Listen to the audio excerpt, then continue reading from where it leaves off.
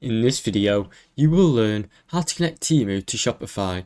You will need to use a third-party app or service, as Temu does not have an official integration with Shopify at this time. However, there are some general ways to link Shopify with platforms like Temu, in case you want to sell any Temu products through your Shopify store, or synchronize any orders. First, use a dropshipping or import app, such as Spocket, DSwerp, or Oblo. Also, you can use custom integration apps via API. Connect Shopify to Temu's product catalog or order system. This would require programming skills and access to both platforms' data.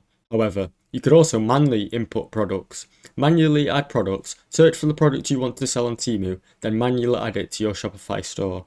Then, you can sync inventory if you want to update them manually. Finally, you can use an automated fulfillment solution.